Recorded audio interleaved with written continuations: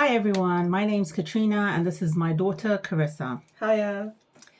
So the reason we're doing this video is to talk about OCD and about how Carissa would like to come off her medication, right? Now, we're not saying she's just going to do it on her own. So I want you to follow and hear how it started and what we will be trying to do. So to start with, Carissa was born with OCD. I say that because from a very young age, I noticed little things like she would close the cupboard doors if you left them open and things like that. But she didn't actually say that she had OCD, or she didn't even know she had OCD. Like I said, I just picked up on the little things. And then as she started to get older, I started to notice other little things, repetition of habits, I would say. But it became more apparent in her teens.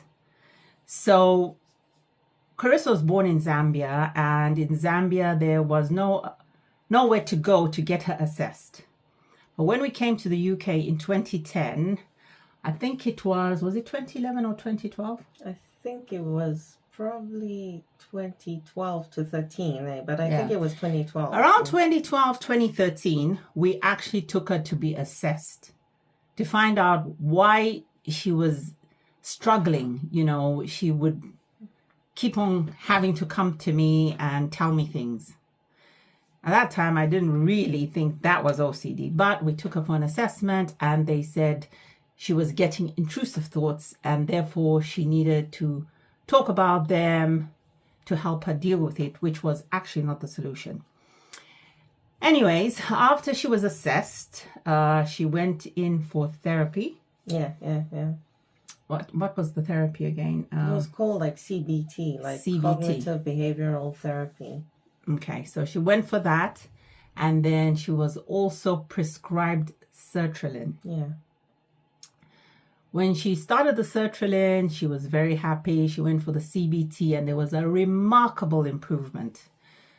So me being me, I'm not a big fan of long-term medication. And I felt that with her doing the CBT, she would learn ways of tackling the OCD and the intrusive thoughts. So I think she was on the medication for about a year. And we spoke to the doctors and asked if she could be weaned off the medication. So Carissa was weaned off the medication, and I think for maybe 6 months she was okay. And then it started again and it got quite bad. So at this point we went back to the doctors and we asked to be prescribed sertraline again, right? Yeah. So she was put back on sertraline, but there was no difference. It didn't work. Exactly, it wasn't working. Back to the doctors, and the doctors said, okay, we'll wean her off the sertraline again, and we'll put her on Venlafaxine. Yeah. So that must have been 2014, 2015, somewhere there. I would say beginning of 2015. Anyways, so she started the Venlafaxine on a very small dose. Yeah, I think they started. I don't know about. Yeah, it was a small dose. I can't remember the exact dose, but it was. It's been so long ago. Yeah. Anyways, to start with, she seemed to settle down, right? But then every few years after that, we would need to increase the dose for some reason or the other. However, I started to notice a disconnect in her in terms of like she seemed to be pretty drugged up. But we thought, what can we do? We need to take the medication. Yeah. Anyways, from 2015 up until I would say 2025.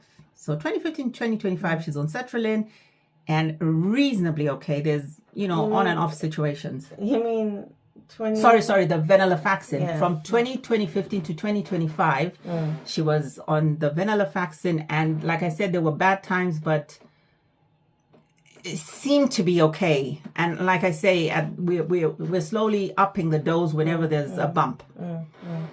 2025, she started to get really, really bad with intrusive thoughts. Really bad. Yeah. Like having to tell me things on a constant for reassurance. Which, for those of you who have OCD or know somebody with OCD, it's not a good thing to. It's not a good thing. Keep asking for reassurance. Exactly. And the more I gave the reassurance, it didn't really help. So we thought, okay, let's go back to the doctors and see what we can do, maybe. And the thing is, Carissa kept saying, from the time I was on Venlafaxine, Mom, I just don't feel great. I feel worse. Yeah.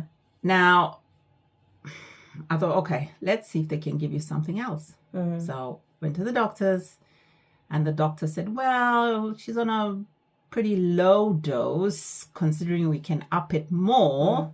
At that point, you were on what? I think it was 150. Yeah? Yeah, I think it was 150. So at this point, milligrams. she was at 150, right? Milligrams, divided morning and evening.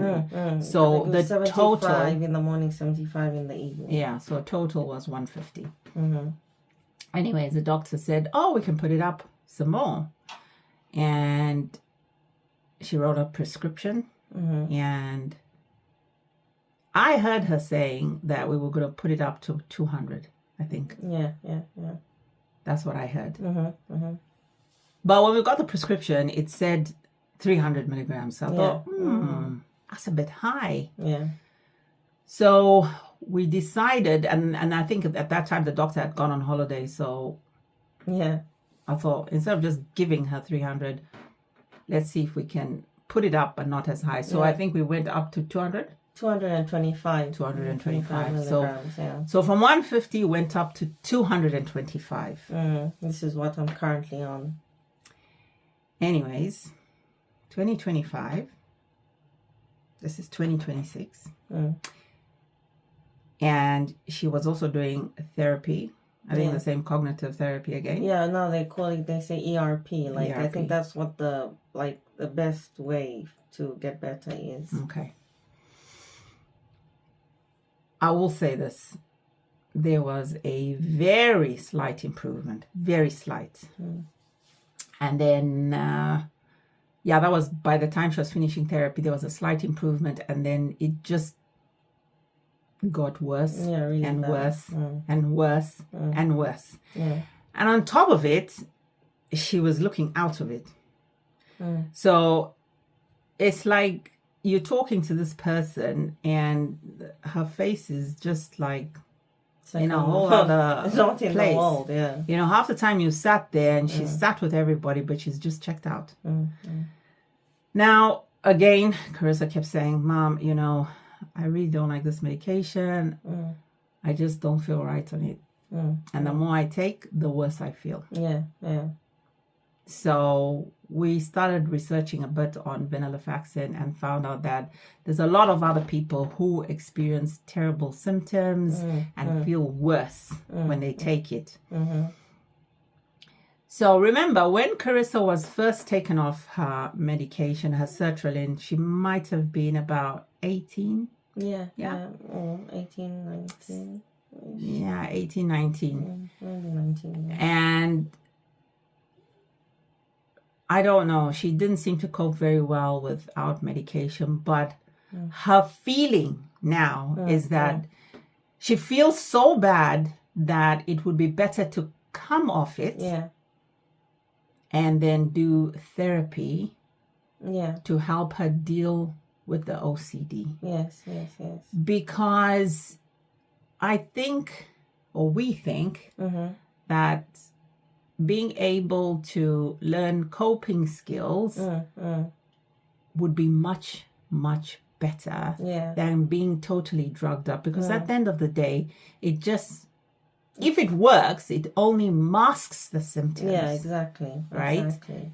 Now, I believe, and I think Carissa's on the same page, is that whatever medication she's going to be put on, you're going to have to increase the dose, and then it has the over side effects, add another medication. Tired all the time, and it's just not good.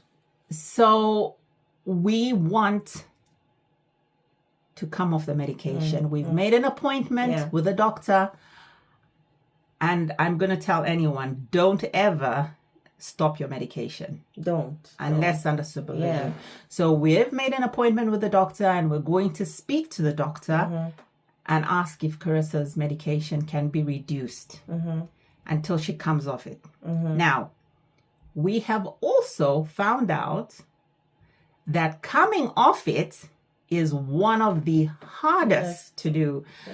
Like, it's almost like coming off drugs, put it that way. Like this medication is like when you search it out, it's the hardest medication to come off. Which again tells you how strong it is, which is another reason why we feel the need to come off it. Because for me personally, I don't think it's a good thing to be on it for my life. No.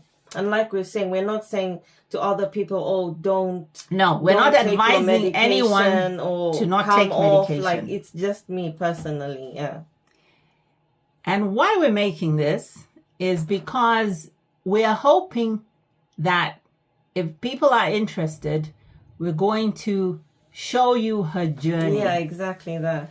Of what the doctor says, how she feels once she starts coming off it, because I hear it's going to be really, really hard. So she's going to feel really bad. And it's a way of putting it out there. So if other people... If you can help someone else, and so that other people don't feel alone. Yeah. And just to show you the reality of it. And hopefully we can also show you her recovery. Exactly that. Which can give hope to other people. Because me in particular, I'm a big advocate for medication not being a quick fix. And I say this because when I was in my 30s, I was put on high blood pressure medication because I had high blood pressure. And I was determined to come off it. But when I say come off it, I don't mean just stop it. So I told my doctor, I know it's stress related, and I worked on it, and we reduced my medication slowly, and I worked on the stress, and I was fine. And I can tell you other situations, but when I say that, it's me putting in work to recover, because doctors can't help you. They can't come to your house and help you. They can advise you, but you actually you've got to put in the hard work. So we are planning on putting in the hard work, coming off medication and recovering. So come back and watch the space. Yes, we got this. Bye for now. Bye. See you soon.